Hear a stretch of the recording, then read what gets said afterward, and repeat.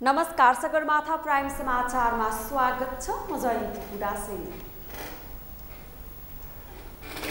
नमस्कार, म अपेक्षा ढुङ्गाना। सगरमाथा प्राइम समाचार सुरु गरौं अहिलेसम्मका मुख्य समाचारबाट।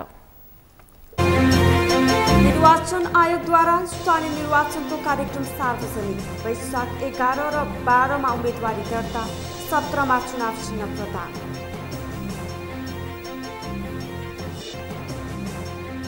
गठबन्धन कायम नरहे एक्लै चुनावमा जाने माओवादी अध्यक्ष दाहालको घोषणा, अन्तिमसम्म पनि गठबन्धन जोगाउन लाग्ने भनाई।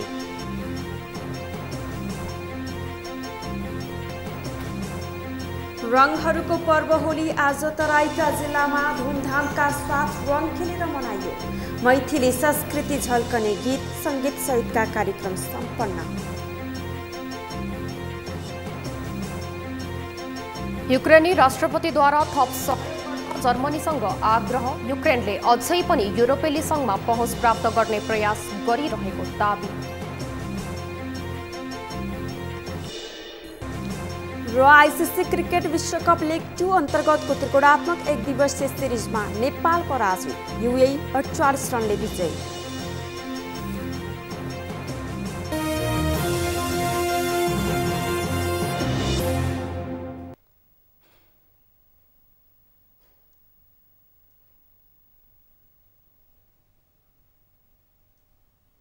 सगरमाथा प्राइम समाचार अब विस्तारमा।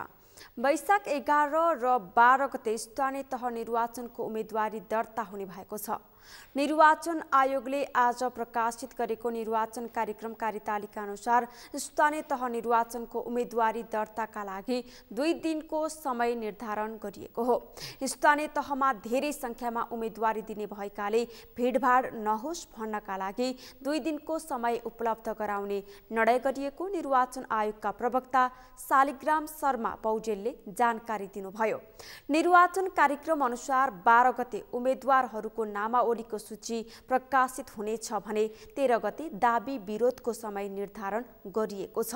14 र 15 गते त्यो दाबी विरोध उप निर्वाचन अधिकृतको कार्यालयमा जाँचबुझ हुने र 16 गते उम्मेदवारहरूको अन्तिम नामावली प्रकाशित हुनेछ। आयोगका प्रवक्ता पौडेलले 17 गते भने निर्वाचन चिन्ह प्रदान गर्ने र त्यसपछि निर्वाचन प्रचार प्रसारको काम उम्मेदवारहरूले सुरु गर्ने समय निर्धारण गरिएको पनि बताउनुभयो। निर्वाचन आयोगले स्थानीय तहमा उम्मेदवार बन्ने पदाधिकारीहरूको पदबाट राजीनामा दिएर मात्रै उम्मेदवार बन्न पाउने प्रावधान सहितको आचार संहिता राजनैतिक दलहरूकै परामर्शमा तय गरेको पनि स्पष्ट पारेको छ। आयोगका प्रवक्ता पौडेलले विभिन्न राजनैतिक दल र सरकारवाला निकायहरूको परामर्शमै निर्वाचन आचार संहितामा सो प्रावधान राखिएको प्रस्ट्याउनु भएको हो। आगामी वैशाख 30 गते स्थानीय तह निर्वाचन हुँदैछ।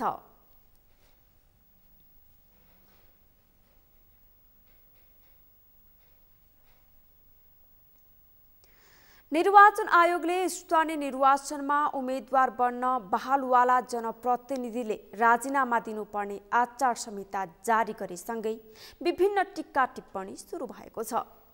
आयोगले स्थानीय तह निर्वाचन ऐनसँग बाझिने गरी आचार संहिता जारी गरेपछि अदालतमा मुद्दा पर्ने र चुनावलाई असर पर्न सक्ने समेत आकलन हुन थालेको छ। अमृत ढकालको रिपोर्ट।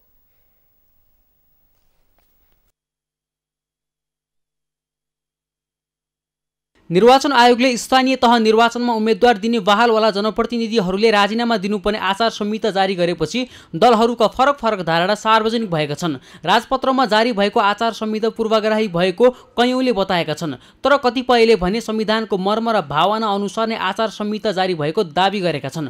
प्रमुख प्रतिपक्षी दल नेकपा एमालेका नेताहरूले निर्वाचन आयोगले विभेदकारी र हास्यास्पद आचार संहिता जारी गरेको भन्दै टिप्पणी गरेका छन्। तर निर्वाचन आयोग आफैले आफ्ना नजिरहरू हेर्नुपर्ने हो। के 54 सालको स्थानीय निर्वाचन यसै गरी गराएको थियो? के निर्वाचन आयोगले यसअघि गराउने संविधान सभा वा प्रतिनिधि सभाका निर्वाचनहरू यसै गरी गराएको छ? के शेरबहादुर देउवा र उहाँको मन्त्री परिषदका सदस्यहरू निर्वाचन लड्न जाँदा त्यो पदबाट राजीनामा दिएर जानुहुन्छ? त्यसो हो भने देशमा त सरकार त हुँदैन। प्रधानमन्त्री र मन्त्रीहरूले राजीनामा दिएपछि त मुलुक सरकारविहीन हुन्छ।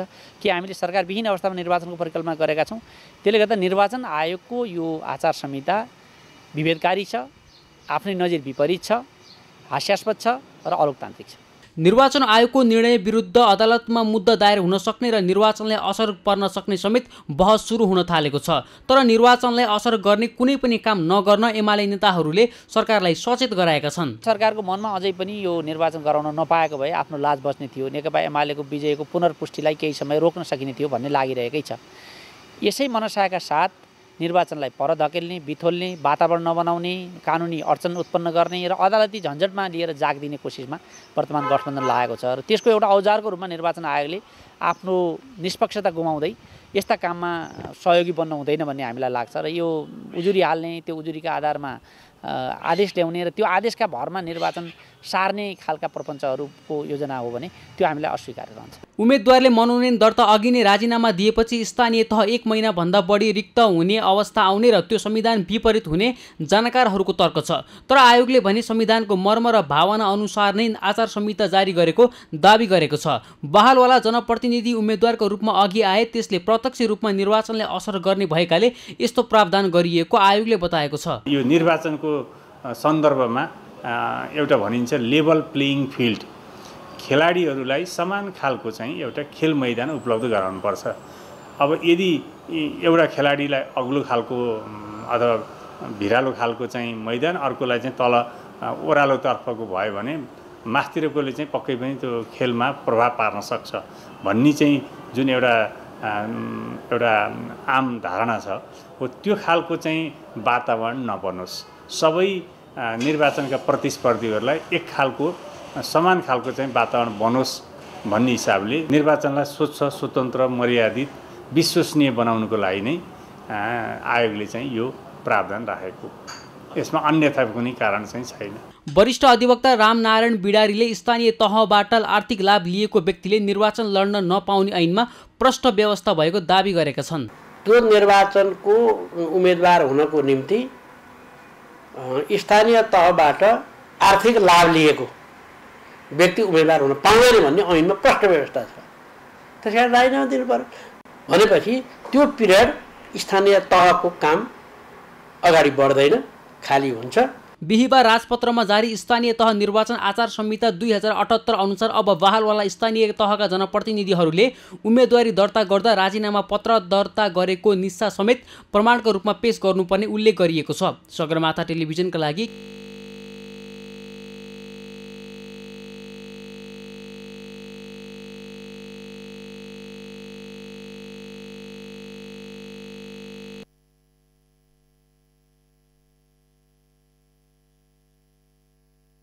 बिहिबार अध्यक्ष पुष्पकमल दाहालले हालको गठबन्धन कायम नरहे एक्लै चुनावमा जान आफ्नो पार्टी तयार रहेको बताउनु भएको छ। पूर्व सहमति अनुसार हालको गठबन्धन निर्वाचन पछिसम्म पनि कायम रहने विश्वास व्यक्त गर्दै अध्यक्ष दाहालले वर्तमान सत्ता गठबन्धन कायम नरहे अन्य पार्टीसँग चुनावी तालमेलको सम्भावना रहेको बताउनु भएको छ। तर नेकपा एमालेसँग भने गठबन्धन वा चुनावी तालमेलको सम्भावना हाललाई नरहेको उहाँले प्रश्न पार्नुभयो। माओवादी केन्द्र लुम्बिनी प्रदेशले बुटवलमा आयोजना गरेको प्रदेश स्तरीय कार्यकर्ता भेला कार्यक्रम अध्यक्ष दाहालले अन्तिम समयसम्म हालको गठबन्धन बचाउने पक्षमा नै आफ्नो जोड रहेको बताउनुभयो। त्यस्तै अध्यक्ष दाहालले निर्वाचनका बारेमा आउने गरेका अफवाह र भ्रमका बारेमा प्रष्ट हुन आग्रह गर्दै आगामी वैशाख 30 गते हुने स्थानीय तहको निर्वाचन कुनै पनि हालतमा नरोकिने दाबी गर्नुभयो। त्यस्ता कुरामा आशंका नगर्न र ढुक्क हुन पनि नेता तथा कार्यकर्ताहरूलाई आग्रह गर्नुभयो।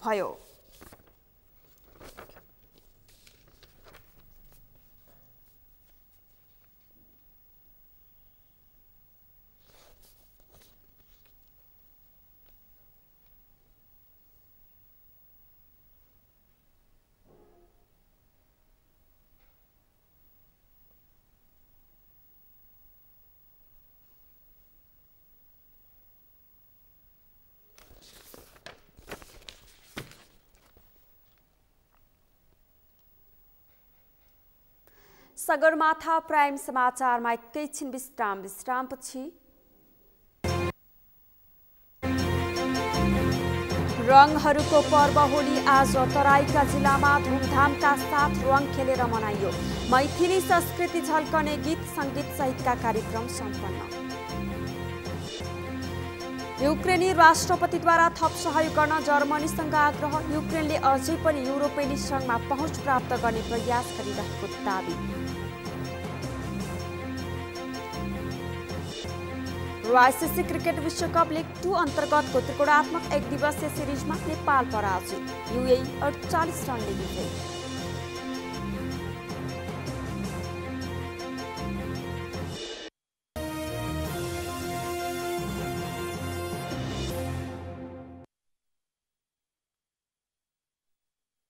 विश्रामपछि सगरमाथा प्राइम समाचारमा पुनः स्वागत छ। अब बाँकी समाचार। राष्ट्रिय सभाका अध्यक्ष गणेश प्रसाद तिमल सिन्हा अन्तर्व्यवस्थापिका सङ्घको 14औं सम्मेलनमा भाग लिन इन्डोनेसिया जानुहुने भएको छ। राष्ट्रिय सभा अध्यक्ष तिमल सिन्हा अन्तर्व्यवस्थापिका सङ्घ तथा इन्डोनेसियाको संसदको आयोजनामा आजदेखि चैत 10 गतेसम्म हुन लागेको अन्तर्व्यवस्थापिका सङ्घको 14औं सम्मेलनमा भाग लिन आजै बेलुका इन्डोनेसिया प्रस्थान गर्न लाग्नु भएको हो। अध्यक्ष तिमल सिन्हाको नेतृत्वमा 9 सदस्यीय प्रतिनिधि मण्डल आज बेलुका 9:30 त्रिभुवन अन्तर्राष्ट्रिय विमानस्थलबाट प्रस्थान गर्ने संघीय संसद सचिवालयले जनाएको छ।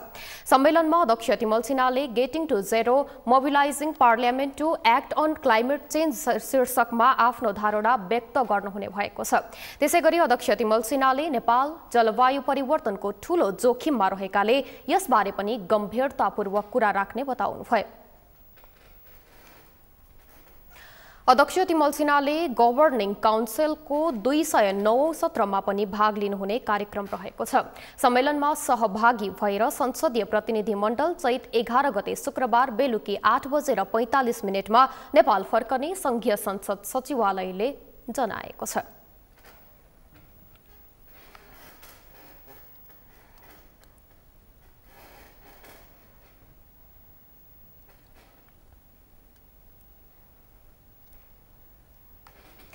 भूमि व्यवस्था सहकारी तथा गरिबी निवारण मन्त्री शशि श्रेष्ठले संविधानमा लिपिबद्ध गरिएका जनताका अधिकारलाई व्यवहारमा कार्यान्वयन गर्ने विषय अहिलेको सरकारको प्राथमिकतामा रहेको बताउनु भएको छ। आज भक्तपुरमा आयोजित जग्गाधनी दर्ता प्रमाण पूर्जा वितरण समारोहमा मन्त्री श्रेष्ठले यस्तो बताउनु भएको हो। उहाँले मध्यथिमी नगरपालिका साबिक वडा नम्बर 6 र 8 का जग्गाविहीनहरूलाई जग्गाधनी दर्ता प्रमाण पूर्जा वितरण गर्दै संविधानमा व्यवस्था भए अनुसार भूमिहीन दलित भूमिहीनलाई जग्गा उपलब्ध गराउने अव्यवस्थित बसोबासीहरूको व्यवस्थापन गर्ने कार्य सम्पन्न गर्नका लागि राष्ट्रिय भूमि आयोगले नेपालको इतिहासमै पहिलो पटक ऐन बनाएर अघि बढेको पनि बताउनुभयो। संविधानमा लिपिबद्ध गरिएका जनताका हक अधिकारलाई व्यवहारमा कार्यान्वयन गर्नु हो। यसलाई वर्तमान सरकारले अत्यन्तै उच्च प्राथमिकतामा राखेको छ। राष्ट्रिय महत्त्वका साथ एउटा अभियानै सञ्चालन गरेको बेहोरा पनि यहाँहरूको सामु राख्न चाहन्छु। यही क्रममा संविधानमा व्यवस्था भए अनुसार भूमिहीन दलित भूमिहीन सुकुम्बासीहरूलाई जग्गा उपलब्ध गराउने अव्यवस्थित बसोबासीहरूको व्यवस्थापन गर्ने कार्य सम्पन्न गर्नको लागि राष्ट्रिय भूमि आयोग नेपालको इतिहासमा पहिलो पटक ऐनै बनाएर यसलाई अगाडि बढाएको छ। मन्त्री श्रेष्ठले वर्तमान सरकारले संविधानमा व्यवस्था भएको मुक्त कमैया कमलरी हरुवा चरुवा हलिया र भूमिहीन सुकुम्बासीहरूको पहिचान गरेर बसोबासका लागि घर घडेरी तथा जीविकोपार्जनका लागि कृषियोग्य जमिन वा रोजगारीको व्यवस्था गर्दै पुनः स्थापना गर्ने विषय प्राथमिकतामा राखेको बताउनुभयो।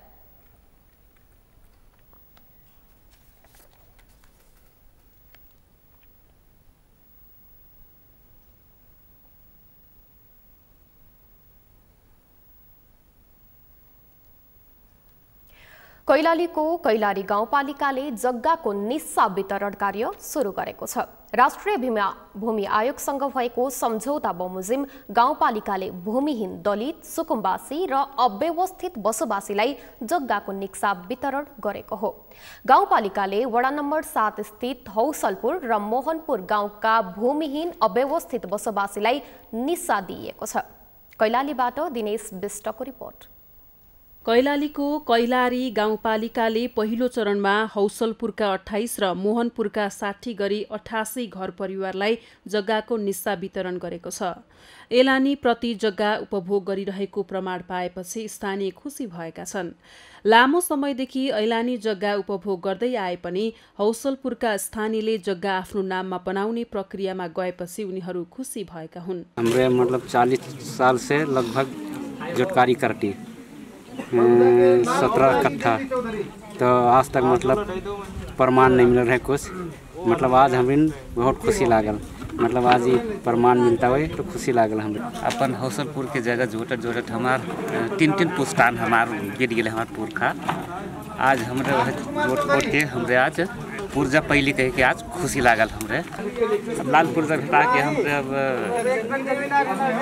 और काम करे से कब फसल उसल खोले थे से तब पहले से हमारे कोई प्रमाणे नहीं रहते कैसे के हमरे ढेरे बरस हुई गयो के बनी नहीं पाई पहले जमाना में।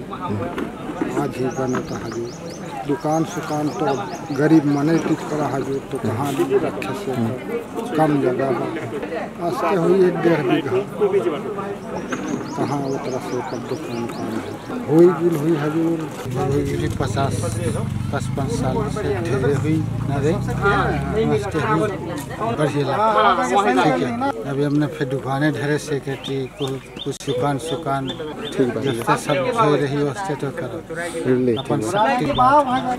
कैयौं वर्षदेखि ऐलानी तथा प्रति जग्गा उपभोग गर्दै आए पनि लालपुर्जे विहीन भएका स्थानीय जग्गाको मालिक बन्ने पहिलो प्रक्रिया सुरु भएको कैलाली गाउँपालिकाका अध्यक्ष लाजुराम चौधरीले बताए। उनले जग्गा जोत भोग तथा उपभोग गरिरहेका प्रमाण गाउँपालिकाले दिएको बताए। उनले वितरण गरिएको निस्सा लालपुर्जाले कति ऐलानी प्रति जग्गा उपभोग गरिएको छ त्यसको प्रमाण दिन खोजेको पनि जानकारी दिए। तीनों सरकार अंतर्गत के समन्वय करना बाकी बा, सहकार्य करना बाकी बा। अभी हमरे ई सैटेलाइट पर विधि से नक्शांकन करना हो कि जब हमरे फील्ड में जब ई निस्सा सहित के टीम फील्ड में जब हमरे किट्टा काट के प्रक्रिया में वहाँ हमार विवाद हुई, वहाँ हमार समस्या आई तो उ बेला चाहिए समुदाय पहिलो प्राथमिकता समुदाय हो। समुदाय नहीं निर्णय करता रही करना मैं हजुरों का जानकारी करना चाहता हूँ। और कतिपय विवाद के विषय वस्तु वन संघ के जोड़ल विवाद आई वो हमरे वारा स्थल के सहजीकरण समिति नहीं सेकल बेला गाउँपालिका सहजीकरण समिति हमरे संबोधन करब। और दोसर बात ये पहिलो चरण के कार्यक्रम पश्चात हमरा झन जटिलता के सीढ़ी और जाइती करना मैं थोड़ी सी जानकारी कहना चाहता हूँ। एवं चाहिए हजुरों के 60 सहयोग वारा है।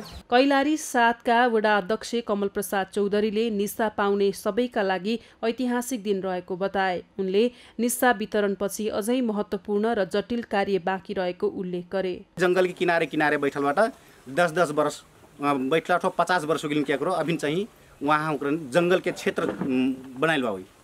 अब वो करे बर चाहिए ना प्रमाण हो ते सरकार का कटकले से चाह जब बेला फेन सरकार चाहे हमरे ऐलानी प्रति जमीन भोग चलन करी सरकार चाहिए ओकर राजस्व लेहट बितौरी कर कही जाए हुई है। ये बितौरी कर पहले फेर है अब बेफे बा और पाछे फेर रही बितौरी कर हमरे चाहिए सरकार के जगह पोस्टे खाई थी सरकारी रकम ने टीर थी। सरकार के जगह ले ली लाल पुर्जा ले ली हमरे चाहिए लाल पुर्जा के मालपुट टीर थी। ऐलानी जगह जोटती लेकिन चाहिए हमरे मालपुट नहीं टीरत हुई हमरे फ्री खाई थी। तो विषय एकदम फरक बा बारे में। गाउँपालिकाले स्थानीय तहको निर्वाचनको माहौल सुरु भएसँगै जनतालाई आश्वासन पार्ने गरी वितरण सुरु गरेको निस्सा पूर्जालाई धेरैले अर्थपूर्ण रूपमा लिएका छन्। जिल्लामा भूमि आयोग गठन नहुँदै वितरण भइरहेको निस्सा पूर्जालाई प्रतिपक्षीहरूले चुनावी फण्डा बाहेक अरू केही नभएको आरोप लगाएका छन्। सगरमाथा टेलिभिजनका लागि कैलालीबाट दिनेश विष्टको रिपोर्ट।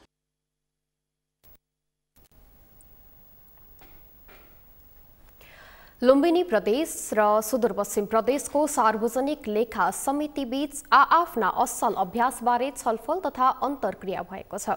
प्रदेश सभा सचिवालय बुटवलमा आयोजित सार्वजनिक लेखा समितिका पदाधिकारी र सदस्यहरूबीच भेटघाट, अन्तर्क्रिया र अनुभव आदान प्रदान कार्यक्रमले समितिको आवश्यकता, महत्त्व र भूमिका बढाउन सहयोग पुग्ने विश्वास गरिएको छ। रूपन्देहीबाट मीना ढकालको रिपोर्ट। लुम्बिनी प्रदेश र सुदूरपश्चिम प्रदेशको सार्वजनिक लेखा समिति बीच आफ्नो असल अभ्यासबारे छलफल तथा अन्तर्क्रिया भएको छ। प्रदेशमा भएका खर्च र विनियोजन बजेट रीतपूर्वक खर्च भए नभएको बारे निगरानी गर्ने, महालेखा परीक्षकको कार्यालयले सार्वजनिक गरेको प्रतिवेदन कार्यान्वयन गराउन दबाव दिने लगायतका कार्यहरू गर्दै आएको कार्यक्रममा सहभागी प्रदेश सभा सदस्यहरूले जानकारी गराएका छन्।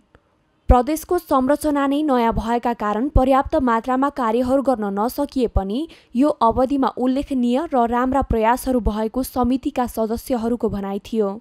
कार्यक्रममा सुदूरपश्चिम प्रदेशका सार्वजनिक लेखा समितिका सभापति नन्दा कुमारी बमले नीतिगत र प्रक्रियागत भ्रष्टाचार रोक्नु नै समितिको प्रमुख दायित्व भएको बताइन्। अनुभव भए अनुसार सार्वजनिक लेखा समिति को अब हामी नयाँ प्र्याक्टिसमै नै हो। लोकल इस्युहरू भएको हुनाले र लोकल चाहिँ हामी प्रदेशको माननीय पनि लोकल भएको हुनाले र सानो ठाउँ भएको हुनाले त्यो जता गए पनि उता ठोकिने खालको भएको हुनाले र यसलाई जति मात्रामा हामीले चाहिँ त काम गर्न सक्नुपर्ने हो त्यति मात्रामा हामीले काम गरेको चाहिँ त अवस्था हामीले देखेका छैनौँ। यद्यपि कुनै प्रदेशले ऐतिहासिक काम गर्यो होला, तर मैले सुदूरपश्चिमको हैसियतमा भन्नुपर्दा यो सानो ठाउँमा इस्युजहरू ठोकिएको कारणबाट काम गर्न पनि अलिकति अप्ठ्यारो। लुम्बिनी प्रदेश सभाका सार्वजनिक लेखा समितिका सदस्य विष्णु प्रसाद पन्थीले प्रदेश सभा र प्रदेश सरकारको आर्थिक गतिविधिलाई निगरानी गर्ने र सरकारवाला निकायलाई खबरदारी गर्ने कार्यमा समितिलाई सफलता मिलेको बताए। प्रदेश सरकारलाई असरी सुशासनमा हिँडाउने भन्ने कुरा सार्वजनिक लेखा समितिमा को सक्रियता त्यसका क्रियाकलापहरूले गर्ने भएको हुनाले सार्वजनिक लेखा समितिलाई यो संहिताको मेरुदण्ड भन्न सकिन्छ र यो जति यसले राम्ररी आफ्ना गतिविधिहरू सञ्चालन गर्छ, यसको मर्म, भावना र स्पिरिट अनुसार त्यति नै प्रदेश सरकारलाई यसले माइनस गर्ने सपोर्ट। तिमी गलत बाटोमा नहिँड, तिमी यो बाटो चाहिँ गलत छ, यो बाटो नहिँड। खास गरी आर्थिक सुशासन, किनभने अब हाम्रो जस्तो तेस्रो मुलुकमा सबैभन्दा व्यतिथि भनेको आर्थिक कुरामै हो, अरू कुरा त नि तपसिलका कुरा हुन्। आर्थिक सुशासन कायम हुँदा बित्तिकै सरकार त्यसै लोकप्रिय हुन्छ। कार्यक्रममा दुवै प्रदेशका लेखा समितिले गरेका असल अभ्यासहरू, बेरोजु अध्ययन, आर्थिक अनुसन्धान, घटना छानबिन लगायतका विभिन्न गतिविधिहरू, उजुरी र कारबाही लगायतका बारेमा अनुभव र अनुभूतिहरू साटासाट गरेका थिए।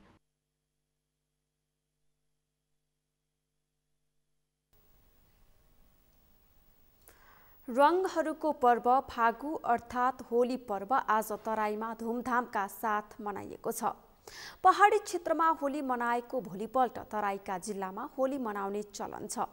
तराईका जिल्लामा आज रङ अबिर दलेर शुभकामना साटासाट गर्दै विभिन्न गीत गाउँदै होली पर्व मनाइएको छ। तराईमा फागु पर्वको विशेष महत्त्व र रौनक रहने गरेको छ। एक रिपोर्ट।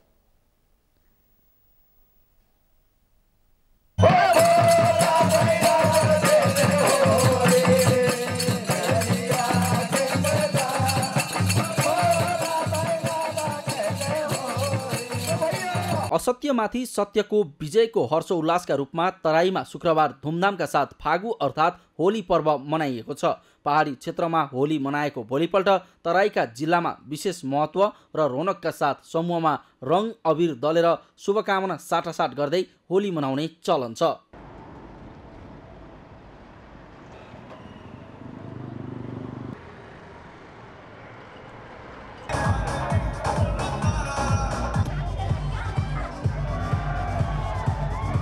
फागुमा तराई मधेसमा शुक्रबार बेग्लै रौनक देखियो। जनकपुरमा एउटै उमेर समूहका युवा युवती जम्मा भएर हर्षोल्लासपूर्ण होली मनाए।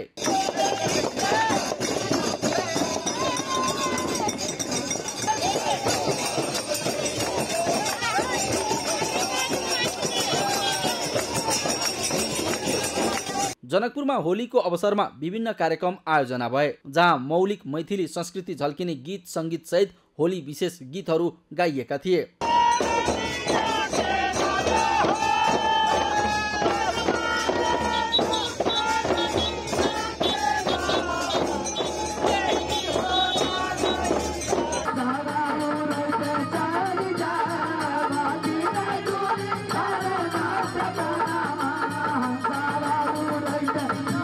यस्तै झापामा समेत होलीको विशेष रौनक देखियो। कोरोना संक्रमण दर कम भएसँगै पछिल्लो 2 वर्ष यता तराईमा यस प्रकारको होलीको रौनक देखिएको हो।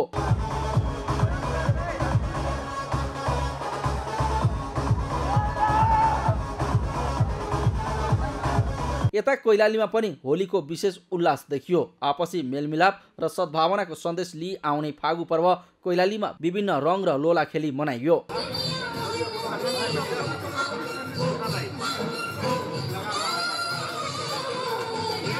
कैलालीमा स्थानीयले मौलिक भाषामा गीत गाएर होलीको चर्चा गरेका थिए। यस्तै केही वृद्धहरूले मौलिक वाद्यवादनमा चोक चोकमा निस्किएर होली विशेष गीत गाएका थिए।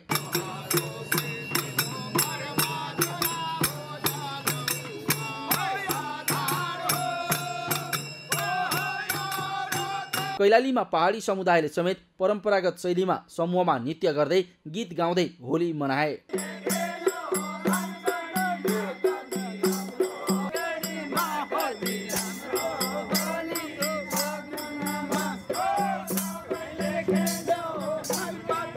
यस्तै तराईका कतिपय जिल्लामा होली विशेष स्टेज कार्यक्रम समेत आयोजना भए।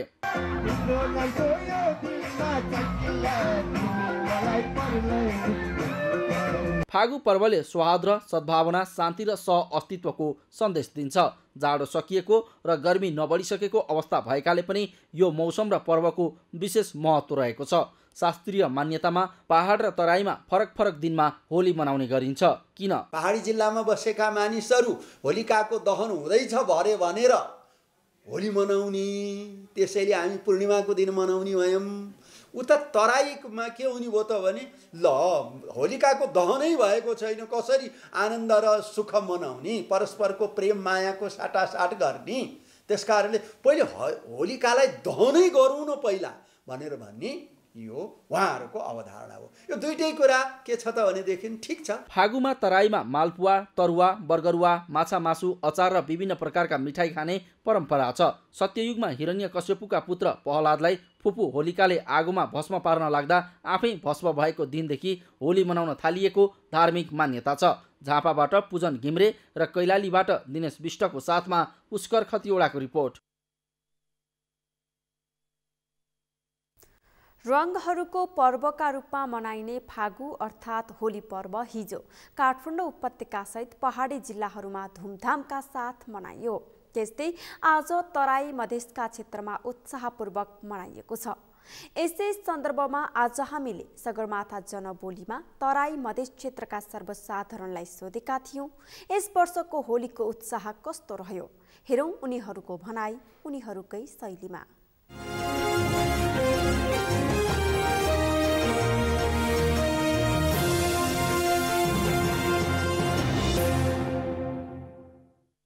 पोहोरको र अहिलेको होलीमा पोहोर त अब लकडाउन थियो, हामीले मान्ने कुरा भएन होइन।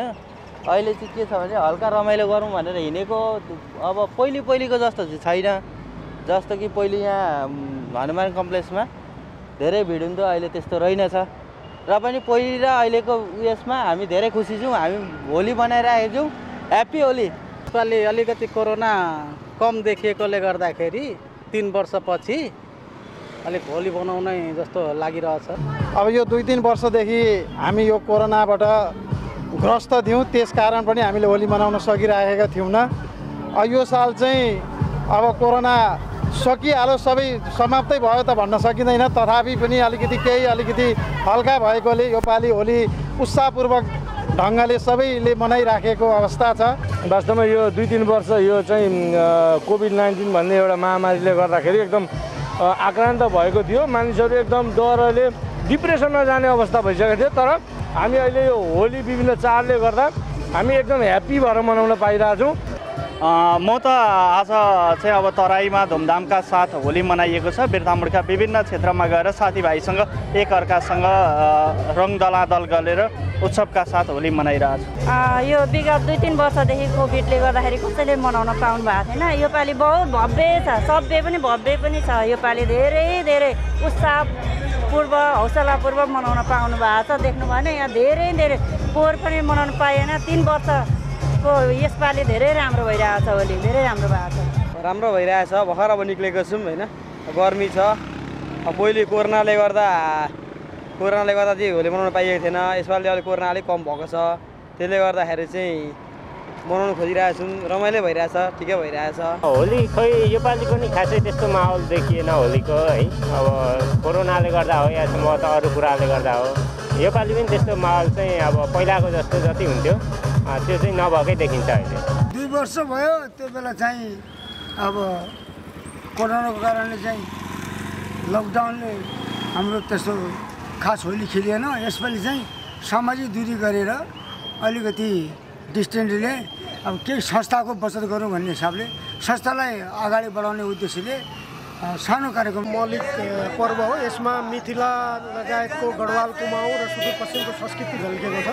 अनि त्यही रूपमा त्यही परम्परागत रूपमा चाहिँ हामी धनगढीमा पनि मनाउँदैछौँ। विभिन्न घरमा जाने अनि घरमा होली खेल्ने अनि आशिष दिने प्रेम सद्भाव र एक आपसी मिलनको मित्रताको पर्व हो। अनि यो पर्वलाई खास गरेर यो रङ अबिरले रङ्गीन बनाएर अनि हाम्रो मौसमसित सुहाउँदो वसन्त ऋतुसित सुहाउँदो तरिकाले यसका विभिन्न गीतहरू गाएर चाहिँ यसलाई मनाउने गरेको छ। यसमा धार्मिक गीतहरू, समसामयिक गीतहरू, अलिकति सेटारिकल गीतहरू पनि यसमा गाइएका हुन्छन्। होली खेल्दाखेरि यहाँ के देख्यौँ भनेपछि आफ्नो परम्परा आफ्नो संस्कार बिर्सेर लोला हान्ने, फोहोरफार शरीरमा घस्ने अनि जान रक्सी खाने उछिनङ व्यवहार गर्ने देखेर हामीले के गर्यौँ भनेपछि होइन होली भनेको त यो होइन, होली भनेको त हाम्रो संस्कार बिर्सेका रहेछन् भनेर हामीले जसरी परम्परादेखि होली खेल्थे, रमाइलोसँग रङ दलेर विजय असत्यमाथि सत्यको विजयको यो गर्दा अबिरहरू दलेर अनि त्यसपछि होली मनाउने सभ्य र भव्य तरिकाले होली मनाउने हामीले संस्कार सिकाउनको लागि होलीलाई उजागर गरेको हामीले। पहाडमा चाहिँ पूर्णिमा एक दिन पहिला, तराईभन्दा एक दिन पहिला नै मनाएर अनि छरिहोली पुन्यौँ भनेर हाम्रो पहिलादेखि मनाउँदै आइरहेको हो।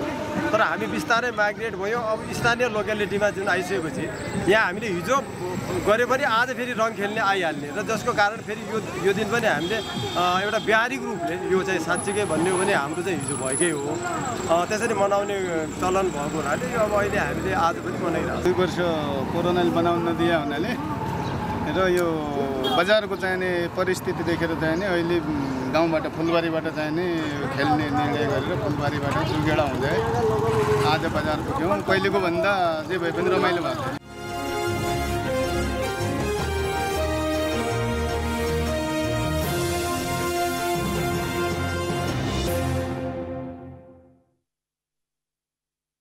पछिल्लो 24 घण्टामा नेपालमा 51 जनामा कोरोना भाइरसको संक्रमण पुष्टि भएको छ। स्वास्थ्य तथा जनसङ्ख्या मन्त्रालयका अनुसार 2592 जनाको PCR परीक्षण गर्दा 12 जना र 3322 जनाको एन्टिजेन परीक्षण गर्दा 39 जना गरी 51 जनामा संक्रमण पुष्टि भएको हो। यस्तै 24 घण्टामा 392 जना कोरोना संक्रमणबाट मुक्त भएका छन्। अब नेपालमा 3996 जना कोरोनाका सक्रिय संक्रमित रहेका छन्, जसमध्ये 3927 जना होम आइसोलेसनमा रहेका छन् भने 69 जना संस्थागत आइसोलेसनमा रहेका छन्। कोरोनाका बिरामी मध्ये 27 जना आइसियु र 6 जना भेन्टिलेटरमा उपचाररत छन्। आज थपिएका सँगै नेपालमा कोरोना संक्रमितको कुल संख्या 11,18,180 पुगेको छ। यही अवधिमा कोरोनाबाट कसैको पनि ज्यान गएको छैन। यो सँगै नेपाल मृत्यु हुनेको संख्या 11,950 पुगेको छ। छ भने 9,62,173 जना संक्रमण मुक्त भएका छन्। त्यस्तै थप 10 वर्ष मुनिका बालबालिकामा कोरोना संक्रमण 0 छ भने 11 देखि 20 वर्ष उमेर समूहका 1 जना कोरोना संक्रमित थपिएका छन्। यसैबीच पछिल्लो 24 घण्टामा 29,390 जनाले कोरोना विरुद्धको खोप लगाएको स्वास्थ्य मन्त्रालयले जनाएको छ।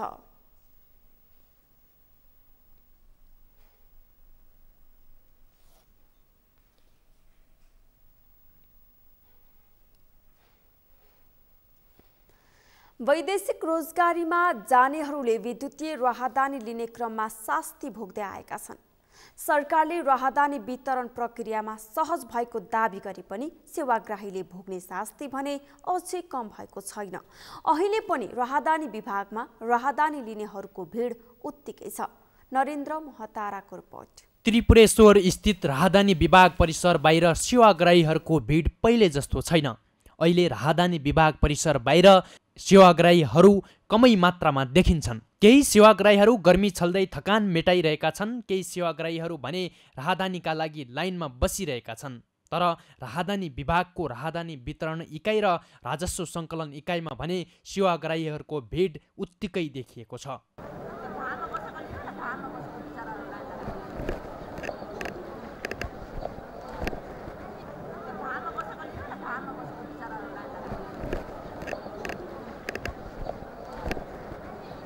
राहदानी विभागले केही सेवाग्राहीहरूलाई राहदानी लिने प्रक्रियाका लागि सोमबार बोलाएको थियो। उनीहरू सोमबार राहदानी विभागमा 4-5 घण्टा लाइनमा पनि बसे। उनीहरूले राहदानीका लागि विभागले तोकेका सबै प्रक्रियाहरू पुरा पनि गरे, तर अझैसम्म पनि उनीहरूले राहदानी पाएका छैनन्। उनीहरू राहदानीकै लागि बुधबार पनि राहदानी विभागमा 4-5 घण्टा लाइन कसेर रिक्तो हात फर्किए।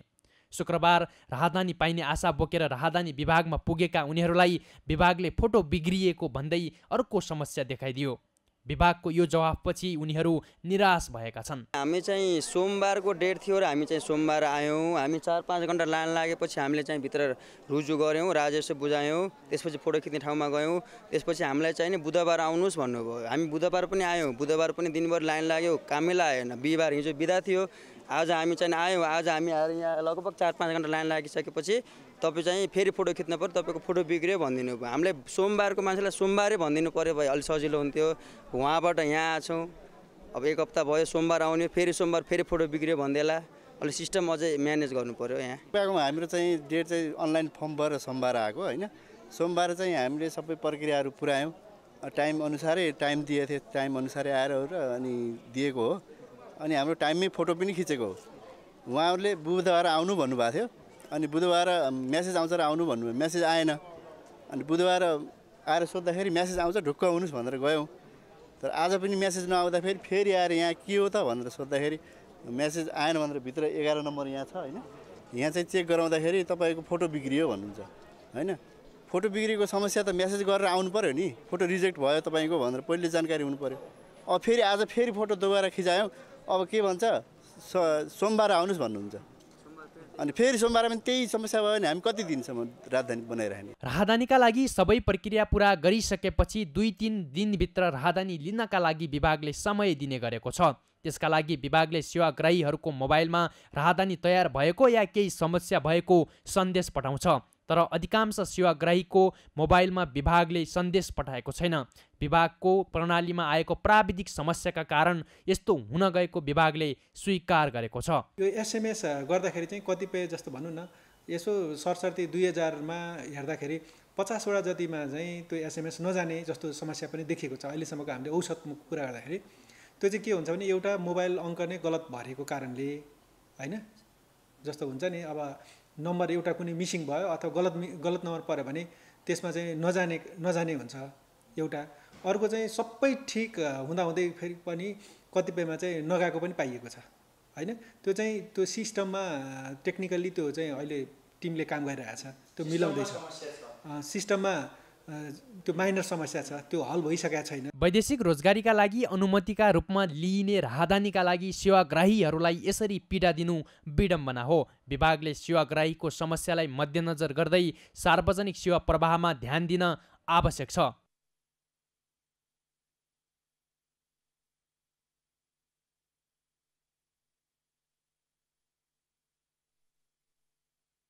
सेवा समिति काठमाडौँले आज विशेष बौद्ध पूजाको आयोजना गरेको छ।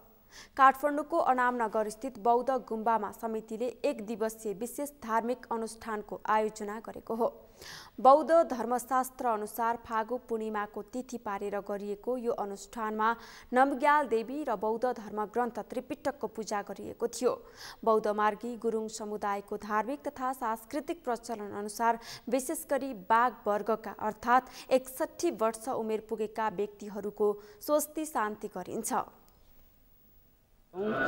विशेष गरेर पूजा चाहिँ नि नमग्याल तोङछ्यो र कङ्गिर पूजा। नमग्याल तोङछ्यो नमग्यालमा भन्ने देवी हुनुहुन्छ, उहाँको पूजा साधना हुँदैछ विधिवत रूपमा।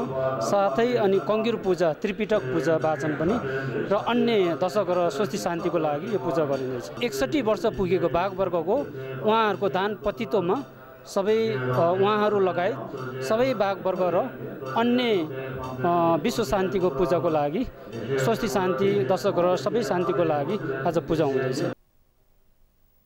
अनुष्ठानका क्रममा 43 जना लामा गुरुहरूले आयु वृद्धि र विश्व शान्तिको पूजा गरेका थिए भने 100 भन्दा बढी भक्तजनहरूको उपस्थिति रहेको थियो। पूजामा अवतारी लामा रिम्पोछे ठुवाङ तेन्जिङले सहभागी भक्तजनहरूको आयु वृद्धिका लागि वाङ अर्थात् आशिष दिनुभएको तमु बौद्ध सेवा समितिका अध्यक्ष ध्रुव बहादुर गुरुङले जानकारी दिनुभयो। कोही पल्लो कोठामा पढ्नु भएको छ, कोही उता अर्को कोठामा पढ्नु भएको छ, गर्दाखेरि टोटल गरेका नम्बर चाहिँ 43 जना छन्। अनि भक्तजनहरू यहीँ उपस्थित करिब 150 जनाहरू छन्। अनि आउने जाने क्रम जारी छ। कोही आउनुहुन्छ, पूजा चढाइराख्नुहुन्छ, पूजा गर्नुहुन्छ, धूप बाती बाल्नुहुन्छ, अनि फेरि जानुहुन्छ आफ्नो काम गरेर। अनि भरै आउने कसैले भरै आउने बाचा गरेका छन्, किनभने हामी 4 बजे यहाँ आयुको अभिषेक दिन्छौँ। टुल्को गुरुले आयुको अभिषेक दिनुहुन्छ। उहाँ टुल्को भनेको गुरुङको एकमात्र टुल्को अवतारी गुरु हुनुहुन्छ। उहाँ अवतार प्राप्त गुरु हुनुहुन्छ। अनि उहाँले चाहिँ हामीलाई आयुको अभिषेक दिनुहुन्छ भरे 4 बजे। हरेक वर्ष आयोजना गरिँदै आएको यो पूजा अघिल्ला 2 वर्ष कोरोना महामारीका कारण प्रभावित बनेको र यस वर्ष पुनः निरन्तरता दिएको तमु बौद्ध सेवा समितिले जनाएको छ।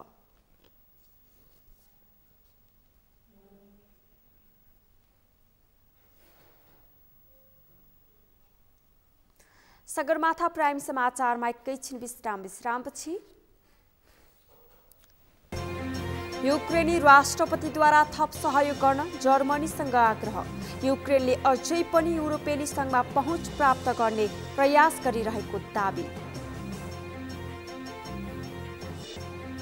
र आइसिसी क्रिकेट विश्वकप लिग 2 अन्तर्गतको त्रिकोणात्मक एकदिवसीय सिरिजमा नेपाल पराजित। युएई 48 रनले विजयी।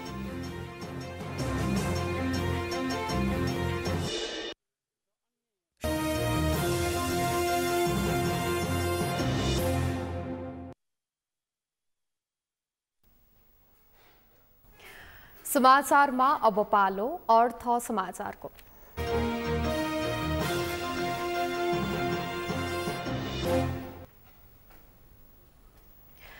अर्थमन्त्री जनार्दन शर्माले बैंकहरूले उद्योगलाई दिने कर्जाको ब्याज दरमा 2% भन्दा बढी हुन नदिने प्रतिबद्धता जनाउनु भएको छ। आज ललितपुर उद्योग वाणिज्य संघको 55औं स्थापना दिवसको अवसरमा अर्थमन्त्री शर्माले यस्तो बताउनु भएको हो। उहाँले त्यसका लागि नेपाल राष्ट्र बैंक तथा अन्य बैंकहरूसँग छलफल भइरहेको पनि स्पष्ट पार्नुभयो।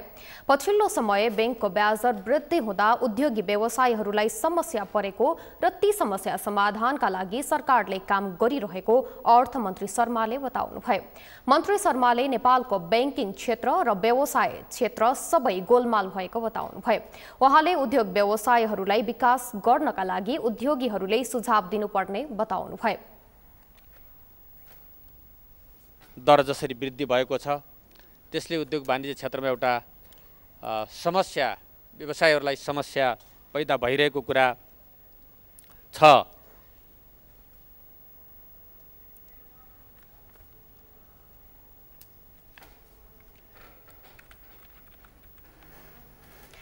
नेपाल उद्योग वाणिज्य महासंघका अध्यक्ष शेखर गोल्छाले अहिलेको अर्थतन्त्रको चुनौतीले निजी क्षेत्रको मनोबल उच्च रूपमा गिराएको बताउनु भएको छ।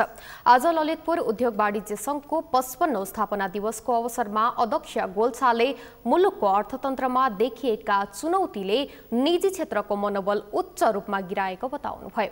उहाँले उद्योग क्षेत्रमा काम गरेको 35 वर्षको अनुभवमा पहिलो पटक निजी क्षेत्रको मनोबल उच्च रूपमा खस्केको दावी गर्नुभयो।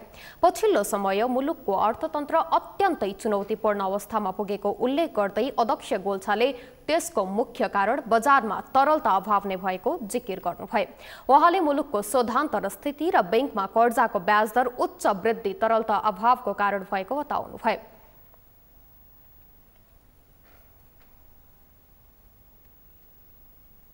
चुनौतीहरू नदेखेको होइन, भूकम्पमा थियो या राजनैतिक परिवर्तनको समयमा हाम्रो श्रम सम्बन्ध बिग्रेको सम्बन्धमा या भारतले जब नाकाबन्दी गरेको थियो, यस्ता किसिमका विभिन्न चुनौतीहरू हामीले देखेका थियौँ। तर अहिलेको जुन चुनौती रहेको छ यो पक्कै पनि यो चुनौतीले अहिले निजी क्षेत्रको मनोबल खस्काएको छ।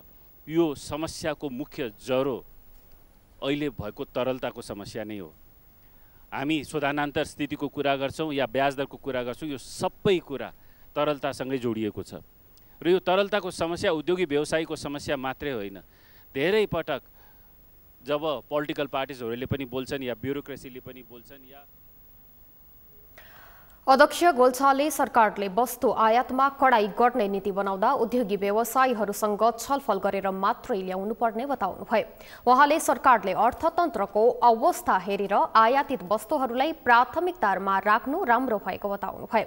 अध्यक्ष गोल्छाले आयात घटाउँदा राजस्वमा असर परेर देश सञ्चालनमा समस्या भएर साधारण खर्च धान्न नसक्ने अवस्था आउन सक्ने बताउनुभयो।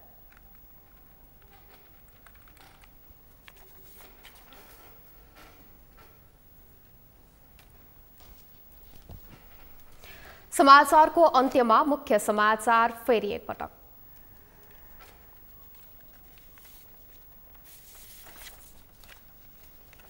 निर्वाचन आयोगद्वारा स्थानीय निर्वाचनको कार्यक्रम सार्वजनिक वैशाख 11 र 12 मा उम्मेदवारी दर्ता, 17 मा चुनाव चिन्ह प्रदान। गठबन्धन कायम नरहे एक्लै चुनावमा जाने माओवादी अध्यक्ष दाहालको घोषणा, अन्तिमसम्म पनि गठबन्धन जोगाउन लाग्ने भनाई।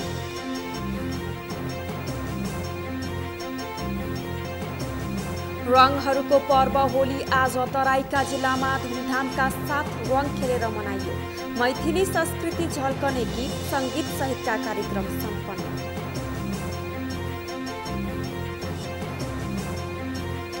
युक्रेनी राष्ट्रपतिद्वारा थप सहयोग गर्न जर्मनीसँग आग्रह, युक्रेनले अझै पनि युरोपेली संघमा पहुँच प्राप्त गर्ने प्रयास गरिरहेको दावी।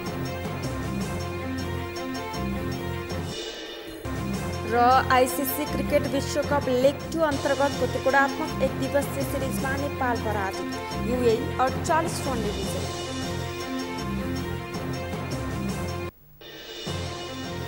हवस् त सगरमाथा प्राइम समाचार अहिलेलाई सकियो। तपाईँ समाचार बुलेटिनका साथै सगरमाथा टेलिभिजनका सम्पूर्ण कार्यक्रम www.sagarmatha.tv मा पनि पढ्न र हेर्न सक्नुहुनेछ।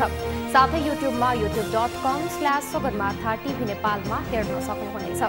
साथै तपाईँ हामीलाई फेसबुकमा पनि facebook.com/yastv नेपालमा फलो गर्न सक्नुहुनेछ।